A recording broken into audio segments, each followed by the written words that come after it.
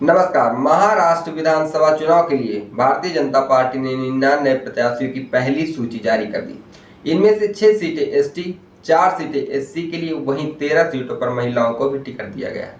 10 उम्मीदवार पहली बार चुनाव लड़ेंगे। मौजूदा 3 निर्दलीय विधायकों को भी भारतीय जनता पार्टी ने टिकट दिया है। डिप्टी सीएम देवेंद्र फडणवीस नागपुर दक्षिण पश्चिम से, महाराष्ट्र भाजपा अध्यक्ष चंद्रशेखर बानकुले कामठी से चुनाव लड़ेंगे। महाराष्ट्र के पूर्व सीएम अशोक चव्हाण की बेटी श्रीजया चव्हाण को भोकर और पूर्व केंद्रीय मंत्री राव साहेब दानवे के बेटे संतोष दानवे को भोकरदन सीट से टिकट दिया गया है। पार्टी ने 3 मौजूदा विधायकों का टिकट भी काट दिया है।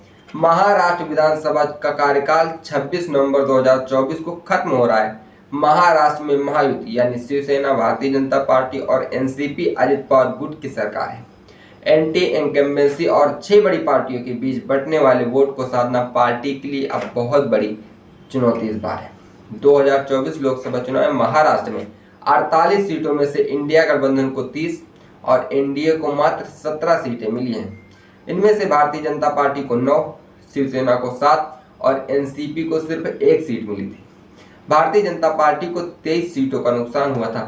2019 लोकसभा चुनाव से एनडीए को 41 सीटें मिली थी। 2014 में यह आंकड़ा 42 है, यानी आधे से भी कम। 2024 लोकसभा चुनाव के हिसाब से भारतीय जनता पार्टी 60 सीटों के आसपास सिमट जाएगी। विपक्षी गठबंधन के एक सर्वे में राज्य की 288 सीटों पर एमवीए यानी महाविकास आघाड़ी की 160 सीटें मिलने का अनुमान बताया जाता है।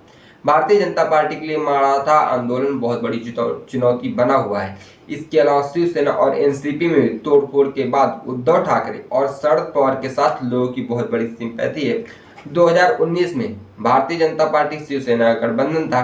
भारतीय जनता पार्टी ने 105 सीटें और शिवसेना ने 56 सीटें जीती थी।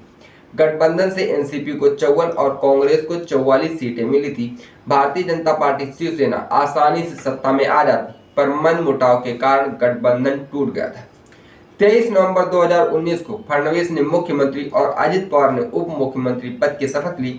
ये सुबह सुबह की शपथ थी, पर बहुमत परीक्षण से पहले 26 नवंबर 2019 को दोनों लोगों ने इस्तीफा दे दिया था।